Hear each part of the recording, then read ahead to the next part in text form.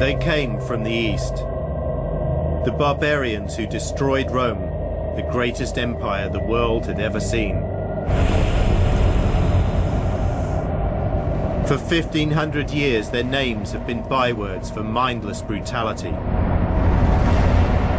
The Huns, the Vandals, the Goths, history's Hell's Angels, our ancestors.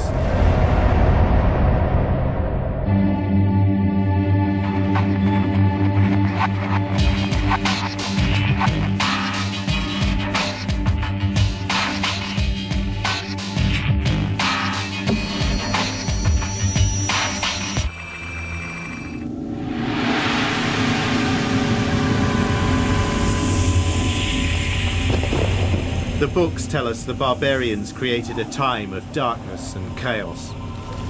That this age was simply a gap between the glory of Rome and the rebirth of Europe in the Middle Ages. But I believe the truth was rather different.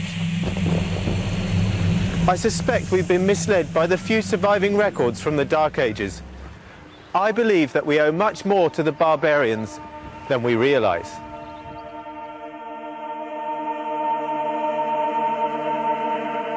Scattered across Europe are precious clues to the world they made. In this series, I'm going in search of our elusive ancestors. I believe their reputation as history's Hell's Angels is no more than Roman propaganda. I want to find out who they really were.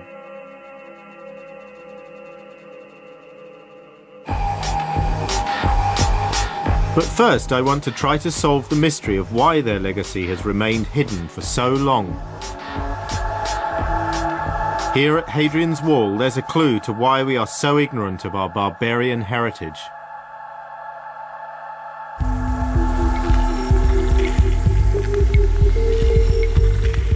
These stones record the lives and deaths of men who served here at the end of empire, at the beginnings of what we call the Dark Ages.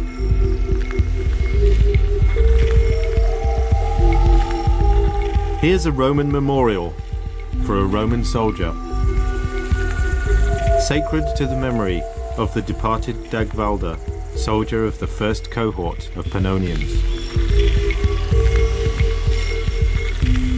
Pannonia is in present-day Hungary, which means Dagvalda was not born a Roman, he was born a barbarian.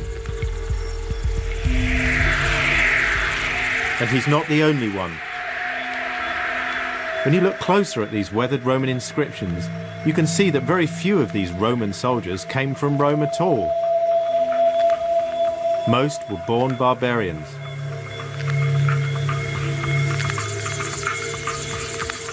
But when Dagvalda's widow put up this memorial to him, she stressed his Roman connections. She all but ignored his barbarian roots. It's no wonder we're ignorant of barbarian life.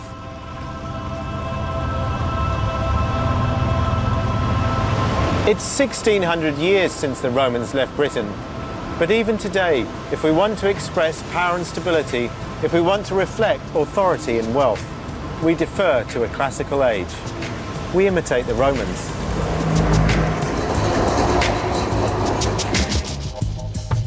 And we don't just copy their buildings. Like Dagvalda's widow, we still venerate Roman culture. For centuries, Latin was at the centre of European education and religion. So it's not surprising that it's always been assumed the people who destroyed the Roman Empire were simply ignorant savages. But I'm convinced that barbarian societies must have been as complex as any other. When the barbarians overran the Roman Empire, they would have brought with them ideas, ways of relating to each other, and systems of justice. Finding evidence of what that culture was is going to be difficult. All the accounts that have come down to us about the fall of Rome were written by Romans and their allies. It's a one-sided story. To the Romans, the barbarians were ignorant, savage, and uncivilized. To the Romans, a barbarian was just a barbarian. If I'm to truly understand the barbarian point of view, then the evidence I'm looking for will have to be different. Here, in Britain, there's only one place to start.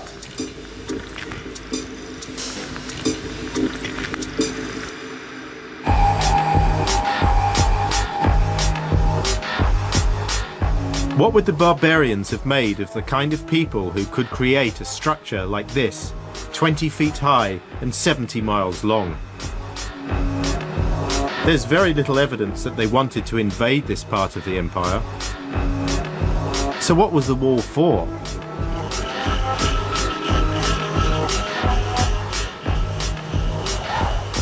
It would have been quite an impressive thing. It showed the might of the Roman Empire to the barbarians, but also, I suspect, also to the soldiers as well. This was a seriously big engineering feat, something they'd been involved in building for the greater glory of Rome. Hadrian was not a man who wanted to go on expanding the Roman Empire at all. He wanted to call a halt, and he wanted to have a clear barrier which says, this is Roman territory, that is not Roman territory. It was a cultural line too. On this side of the wall, for thousands of miles, stretched a vast and secure empire. To be a Roman, even to be part of the Roman Empire, meant you belonged to an extremely powerful club. You were part of the most powerful society on earth. At the heart of this society was the army. Without the army, the empire was nothing. Had they left anything behind?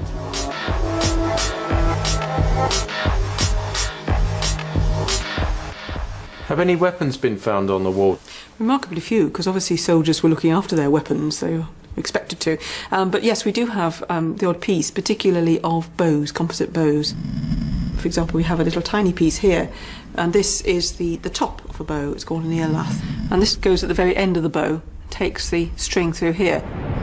And this is a very important part of the bow because it not only strengthens the bow, but it also helps it to be efficient, helps it to be fast and accurate. And this presumably was a Roman invention? No. Archery, this sort of use of a composite bow, is something which came into the Roman Empire from the East. It's the Romans adapting and adopting other people's technology. Barbarian technology.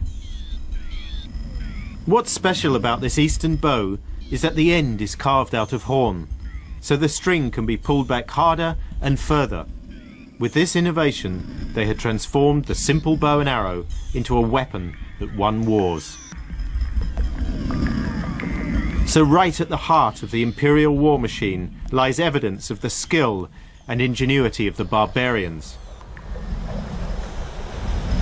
But that's not the only reason why, in unravelling the mystery of the Dark Ages, this bow could be a valuable clue. For the Romans, this was simply an efficient piece of military technology, and that's the way it looks to us today. But it was much more than that for the barbarians from the East. To them, it was a cultural icon, and for me, as an anthropologist, it's a rare physical object that gives us an insight into the barbarian worldview. It's a way into the minds of our hidden ancestors.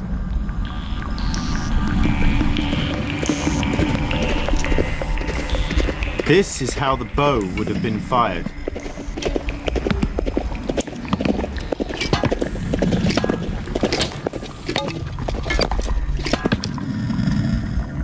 To acquire the skills of the nomadic warriors of the Dark Ages has taken Koshoi Loyosh many years. He's tried to understand their culture from the inside, but I still can't imagine what that feels like.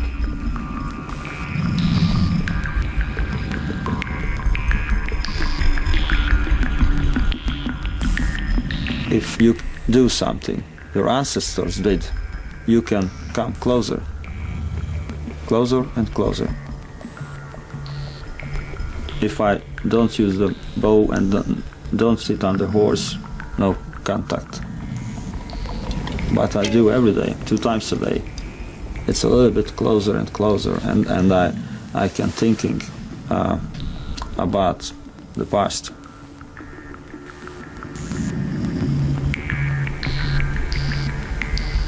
I sit on the yurt, make a fire. Same.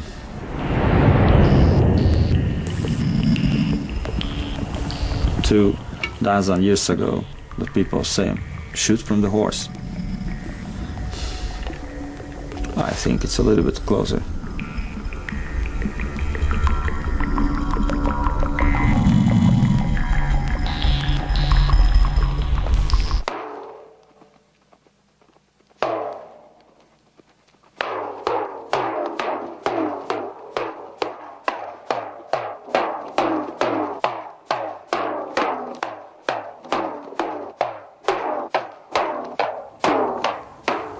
The warrior life depends on the horse. Was very close. These nomadic warriors were individualists and wedded to their horses. Man and horse together, even in death. First dig a grave for the man, after dig a grave for the horse. And put the saddle and every bridle, everything on the horse, and put the horse in the grave and shoot the horse. And there are many balls in the graveyard.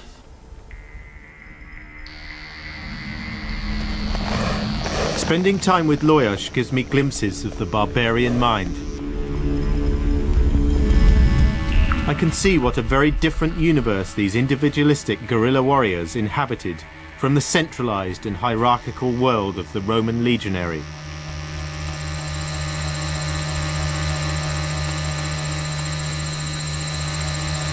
Lajos's passion and commitment is one way into their world, but I need something more tangible.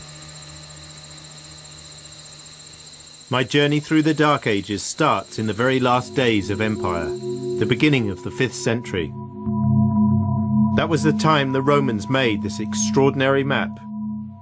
Stretching from Britannia in the west to China in the east, it's really a diagram of the world they knew. With all roads leading to Rome, it combines the simplicity of a tube map with the detail of a route planner. I'm taking it with me as a constant reminder of why we know more about the Romans than we do about the barbarians.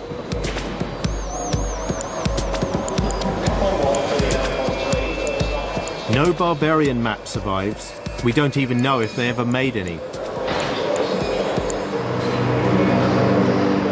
And this might have been the shape of our world today, except for a momentous event that happened in the dead of winter in the year 406.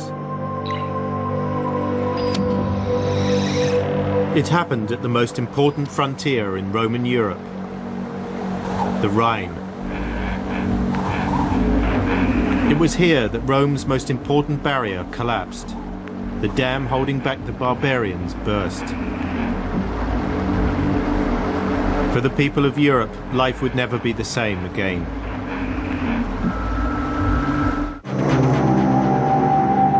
At the beginning of the 5th century, migrating Germanic tribes were on the move across the European plains towards the Roman world. And it was here, at the River Rhine, that they reached the edge of empire. For these migrating peoples, it was a barrier to be crossed, then forgotten. Like Hadrian's Wall, it was guarded by forts and defended by troops. But it was under far more pressure. The enemy was trying to get in.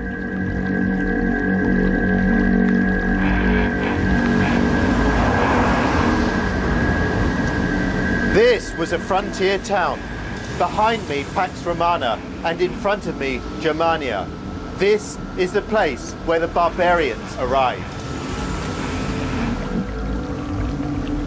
The Romans lumped together as barbarians hundreds of different tribal groups under countless different chiefs in North and Eastern Europe. But where had they come from, and why, with the Vandals at the fore, did they arrive here at Mainz? The Roman books don't say. But today, using modern technology, I'm going to take a bird's eye view of Europe to try to work it out.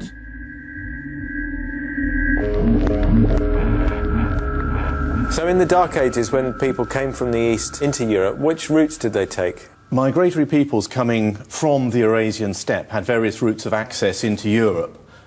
One is crossing at the mouth of the Danube and into what was northern Greece, centrally through the Moravian Gap, and then further west, reaching the Rhine and giving access to Gaul or northern France. These are rivers which are literally hundreds of metres across, or very fast flowing where they're narrower. It's not like today where you can simply drive across a well-kept bridge. These are significant geographical barriers and strategic blocking points.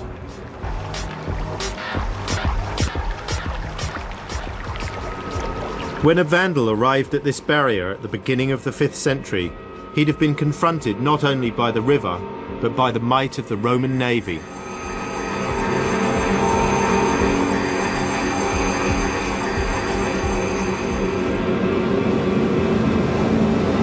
The extent of the Roman fleet only became clear in the 1980s. It was while they were excavating by the banks of the Rhine that archaeologists realised the importance of some ancient timbers they'd found buried in the mud. This discovery showed that the Romans regarded the barbarian threat seriously enough to establish an extraordinary inland navy. The timbers have been precisely dated by the science of tree ring growth to the very last days of empire. These then were the ships which secured the barbarian front line. They patrolled the river twice a day between forts which had been built about 20 miles apart.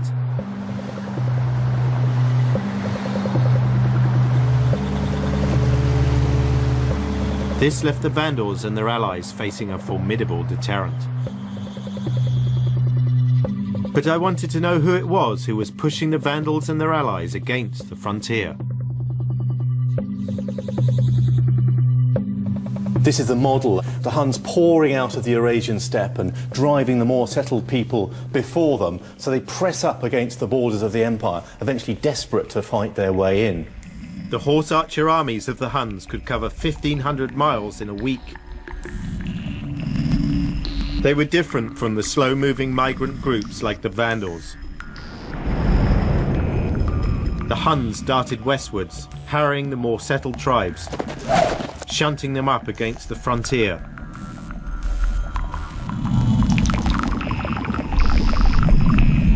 The crossing of the Rhine was obviously a difficult thing. It was a very heavily defended area, and on one famous occasion, on the last day of 406, a confederation led by the Vandals actually crossed the Rhine at Mainz when the river was frozen, so they walked dry-shod into the empire, and that was a crucial moment, really, of the breakdown of Roman authority north of the Alps. So this then, on that cold winter's night in 406, is where the barbarians seized the moment. It's the place where two worlds collided. This was one of the defining moments of European history. The Dark Ages had begun. Only 2 years later, the scholar and historian St. Jerome described the result. I shall now say a few words of our present miseries. Savage tribes in countless numbers have overrun all paths. The once noble city of Mainz has been captured and destroyed. In its church many thousands have been massacred, and those whom the sword spares without, famine ravages within. I cannot speak without tears. There's no question the Vandals certainly raped and pillaged Mainz. But why did they do it? 1,500 years later, is it possible for me to work out what made them tick?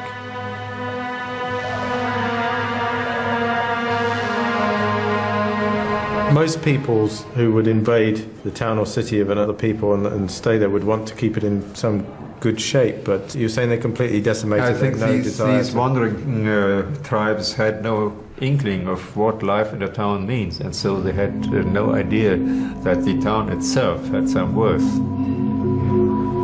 So if they didn't want the town, what did they want? They wanted booty, I think, and fame.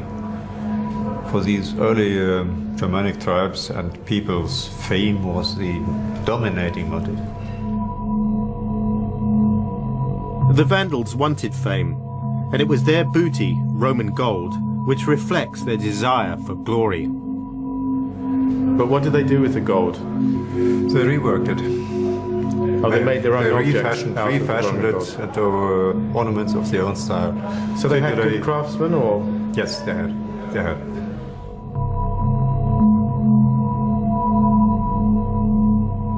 And the technical quality, they are perfect. And it's utterly astonishing that people could produce such wonderful ornaments without having a fixed workshop.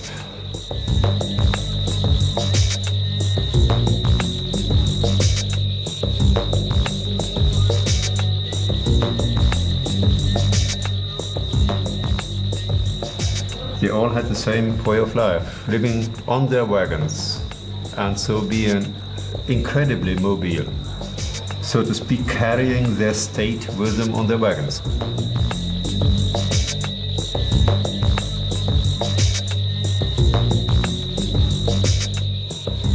To understand the barbarians, you have to adopt their mindset.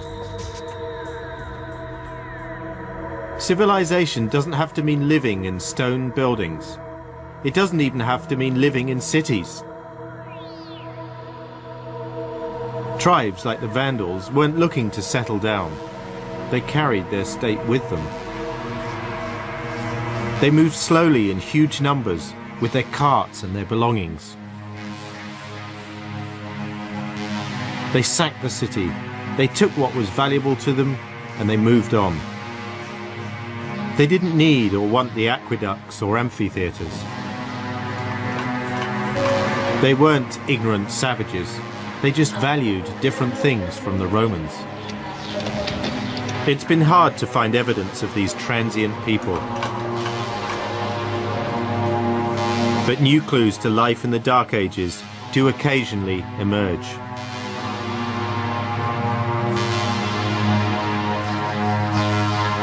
In Austria, archaeologists are studying one of the most important 5th century graveyards ever found.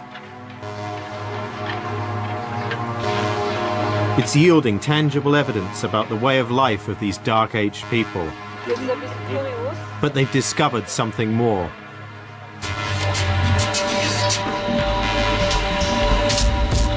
Some of the skulls are grossly misshapen. And the study of them reveals something quite unexpected about the beliefs and practices of the people who lived here.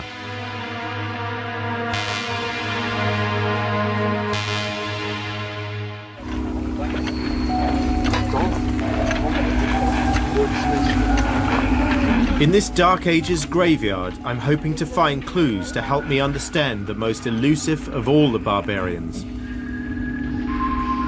the Huns. Archaeologists have found 166 skeletons here, and forensic anthropologist Maria Teschler has made a remarkable discovery. At least 3 of the bodies have misshapen heads. Compared to ordinary skulls, these were grossly deformed.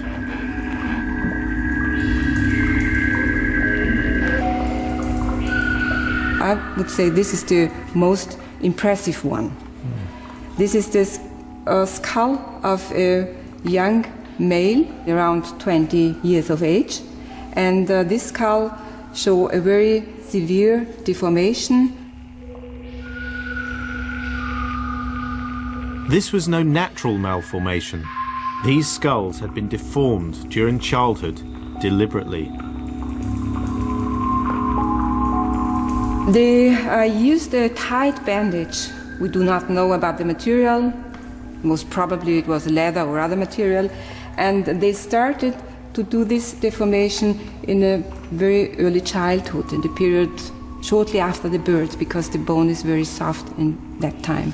So if you tie it really tight across here, you can actually make the skull grow in a different way. Yes. But why would a parent do that to their own baby? We think this is a Han custom. And maybe the inhabitants here made a copy of this custom. And why did they want to be like the Huns? Because the Huns were powerful individuals, powerful people, and they tried to be like this. This is the kind of evidence I need to help me to see the barbarians from a non-Roman point of view. To the people of that remote mountain valley, the most demonized barbarians of them all, the Huns, were not savages to be feared and despised. They were so glamorous and powerful that the community wanted to make their own children look like the Huns. Hungary, the country which that most famous of barbarians, Attila the Hun, notoriously called the Scourge of God, decided to use as his base.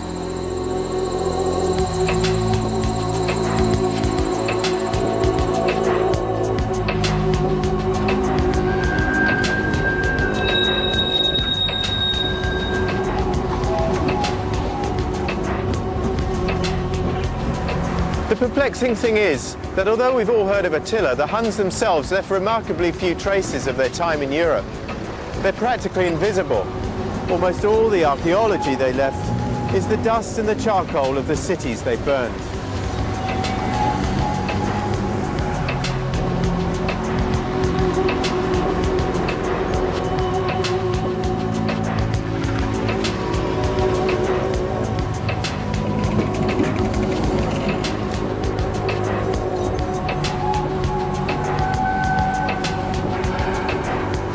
The Vandals at least left golden ornaments. The Huns, though, flashed through Europe like a comet through the sky and disappeared as suddenly as they arrived. But I'm on my way with anthropologist Janos Tari to meet a man who's devoted his life to searching for the Huns and who doesn't rely on Roman history. Finding out anything at all about the mysterious Huns obviously wasn't going to be easy. És a régészeti anyag összekötése ez mindig problematikus. It's a big problem all the time in archaeology to put together a nation with the kind of findings. A csontvázak nem beszélnek. Because the bones not speaking. The bones not speaking, no. Yes, That's a big problem. Peter Tomka was to guide me through the landscape of his nation's past. And using my Roman map, he placed Hungarian Pannonia in the ancient world. So where did the Huns come from? Huns come from The other end. Yes. They come all the way. Look. They go down here. Pannonia. That's Pannonia, yes. After years of searching, he literally struck gold near his home in the provincial town of Győr in northwest Hungary, where he was to make an astonishing find. That's good. That is good. It was here he found a hoard of Dark Age treasure. Ezen a vidéken This area was the excavation. A discovery so rare it was to shed new light on this invisible people. It could only have belonged to a Hun. It means they were here personally, the Huns were at this location. The Huns were definitely here. Yes. Definitely. Yes.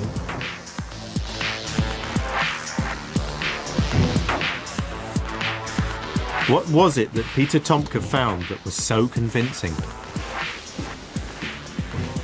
We will show something which prove this is a Hun finding. Okay. Arany lemezzel borított szobrocskának a maradványa, This is a golden covered little sculpture. ami egy állat alakot. That's an animal, not realistic, So yeah? this is the ear and the head and the... Ear, the head and the neck somebody. and the body, yeah. This beautiful object's true significance only became clear when Peter told me about similar discoveries. At last I could pin down the origin of these warriors. Tárgyakat ismerünk. They found similar Ez objects. ugye Kelet-Európa, tehát a kelet-európai On a pusztában map, he explained to me that tiny golden sculptures of horses, just like this one, had been found in an arc which curved all the way from the reputed birthplace of the Huns in eastern Siberia to here in Hungary. So these horses are like the kind of signposts of where the Huns travelled from Central Asia all the way to Hungary. Yes, these are the proofs. So for the first time, I found barbarian, not Roman, evidence. The Huns had moved from Asia to Europe. But there was something else. The next find symbolized the strength that lay at the heart of Hunnic culture. We find these. Are these from a real Hun bow? It's a real Hun bow parts. Now this is gold. This is the Hun golden decoration. So all these parts were gold. Ezzel nem lehet egyetlen egy lövéssel leadni. Yeah, it was a very special symbolic thing, he said, because it's impossible to shoot with this. Különben leröpülnek a it wasn't actually used for shooting arrows. It's with this golden bow it's impossible to shoot. So this is a bow that belonged to a leader of the Huns. Ez az a bizonyos híres gold bow from the Huns.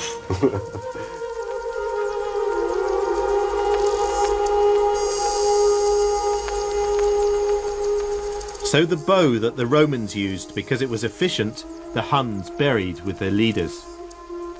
This bow was an expression of Hun identity. The golden bow wasn't even functional. It represented the power and status of its owner. The Huns didn't leave us towns or cities. They carried and buried their culture with them. The Huns had culture and skill, but to achieve their military success, they must also have had discipline and dedication. But what happened to Attila and his empire? With lightning strikes from their base in Hungary, they sacked many of the major cities of the Roman Empire. But to sustain their empire, they needed grass. In Hungary, they ran out of steppe. Then they vanished. Some must have changed their way of life and become absorbed into peasant society. Others must have returned to the east. But the biggest secret of these early Dark Ages lies with the people who didn't destroy a city and who weren't nomadic warriors. A people who conquered and then settled. They lived just like the Romans and left behind a glorious legacy, one which remained deliberately hidden for nearly 1,500 years.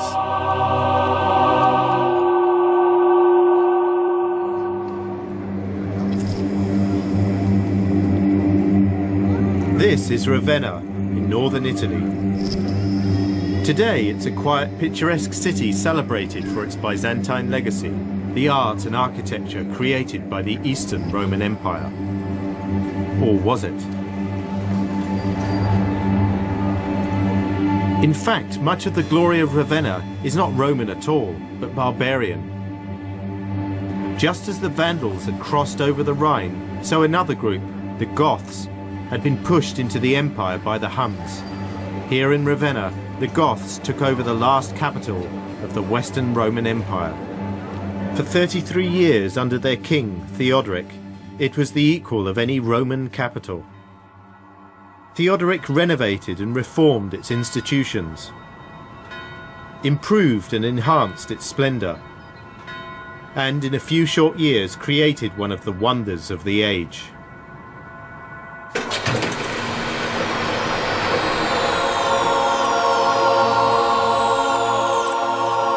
This would have been like walking through heaven's gates.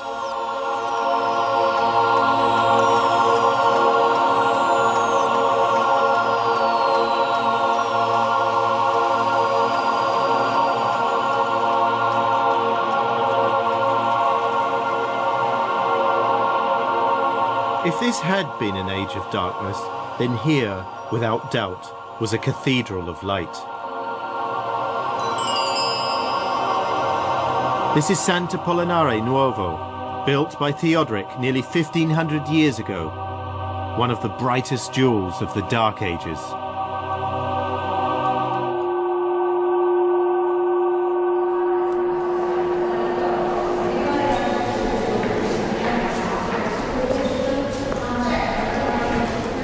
I I'd like you to look at the mosaics from this position. You can see that the background is shining, is reflecting the light from the windows because it was made of glass cubes and gold cubes, and the robes of the saints are dull, are opaque, because they were made using marble cubes, so as to give the impression of wool, of textiles.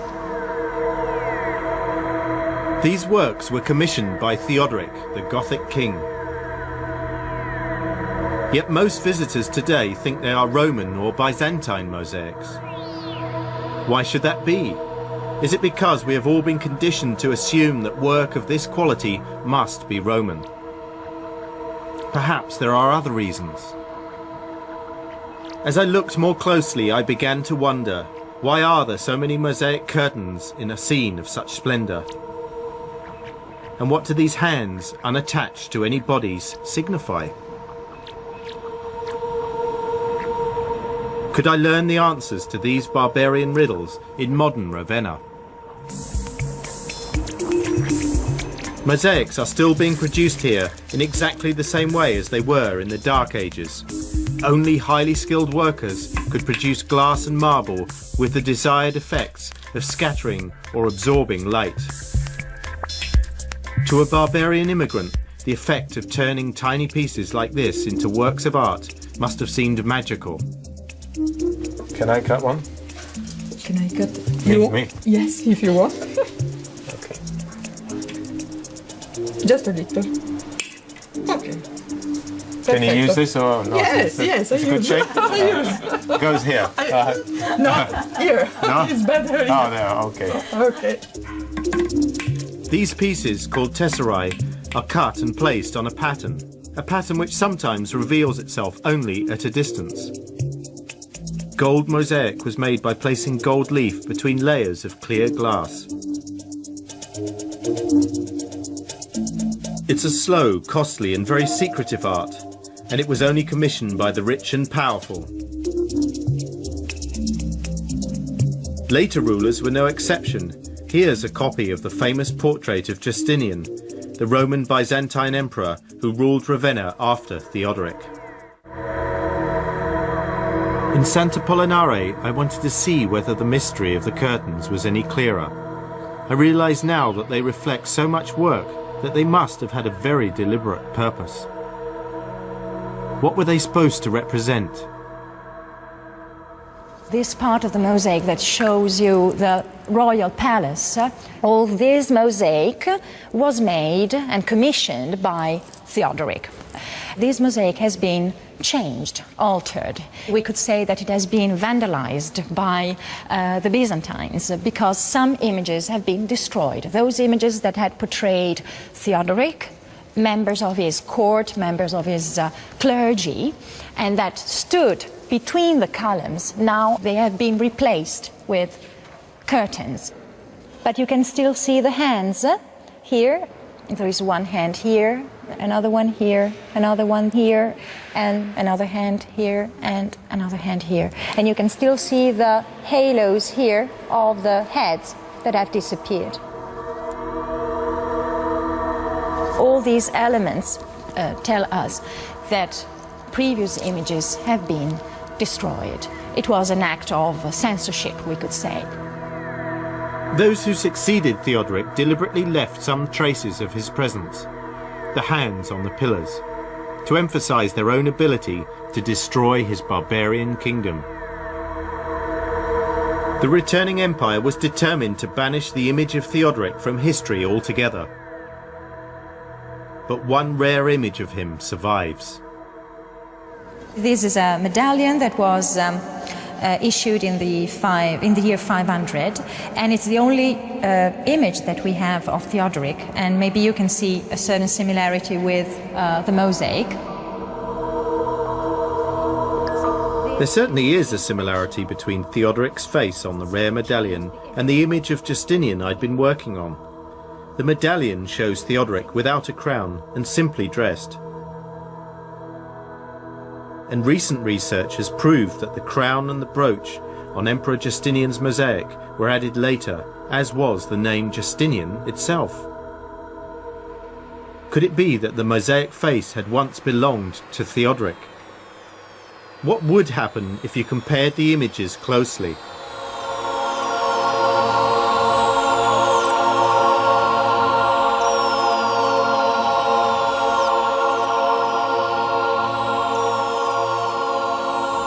So they really airbrushed him out? Yes, they airbrushed him out.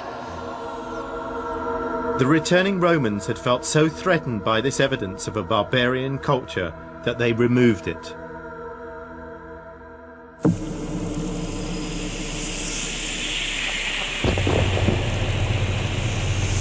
But they weren't able to disguise Theodoric's tomb, a confident statement of his barbarian origins. This is one of the most important buildings we have in Ravenna. This is the mausoleum of Theodoric.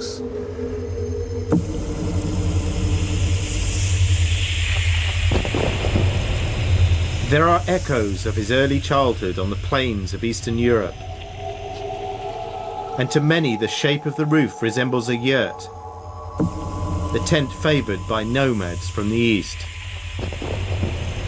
We know also that Theodoric came from a people, nomad people, but he lived in a palace during when we was in Ravenna, not in a tent. Well, most people would choose to live in a palace, yes, I think. yes. Even a nomad. So how did they build the mausoleum? Because some of this stoneworking seems very good to me. Yes, it's very good, and there are no mortar for this building.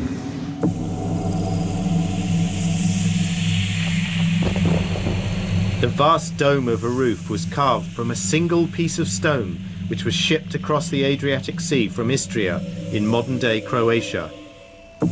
Sauro found it on my map straight away. This is the area where the stone come from for the mausoleum. Ah, Styria. Styria, Croatia. This is Cyprus. Yes. Cyprus. And this is the Holy Land, isn't it? Oh, there's River Ganges. Ganges, yes. Yes. At the end of the world. Yeah, where is the end of the world? Yeah. Under Theodoric, the Goths established a kingdom that foreshadowed the shape of modern Italy. A first step towards the creation of modern Europe, perhaps. But what matters to me is not so much the extent of his power, but what he believed in. I'm travelling north now to one of the most dramatic examples of Theodoric's spiritual vision. The 5th century was a time of religious ferment, and Theodoric was an Arian Christian, not a Roman Catholic. Arians, like Theodoric, didn't believe in the Holy Trinity, could not accept the divinity of Christ. For the Catholic Church, this was heresy. This track in southern Austria once led to a walled city perched high in the mountains and long since vanished. It's a place where he protected both branches of Christianity and let them worship side by side.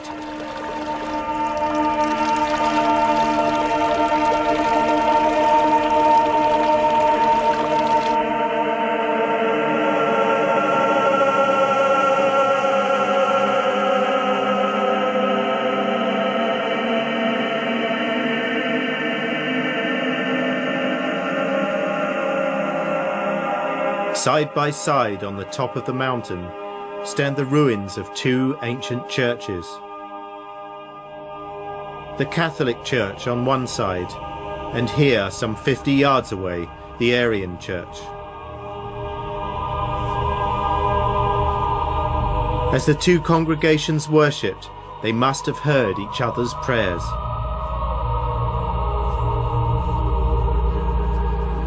This just and civilized barbarian said once, "We cannot command the religion of our subjects, since no one can be forced to believe against their will."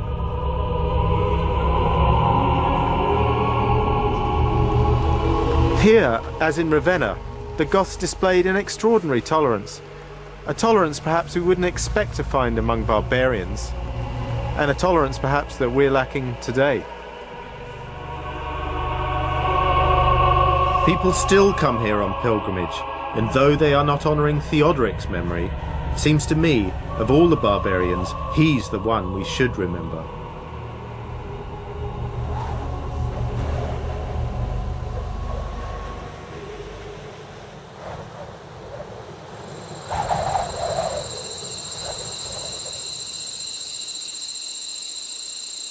The barbarians have been dismissed as the Hell's Angels of history. For 1500 years we've had a one-sided view of them. I've discovered there is no one label that can be applied to the various tribes who took Europe from the Romans. The Vandals who breached the frontiers at Mainz simply valued different things and a different way of life. The Huns formed a military force which was able to rival and overpower the Romans, helped by a technology which was to change warfare for 1,000 years. More than that, they were a sophisticated and cultured people. The enlightened Gothic kingdom of Theodoric showed itself at least the equal of Rome, and in many ways its superior, especially in tolerance. This barbarian world so threatened the Romans that their historians and propagandists tried to erase it from history.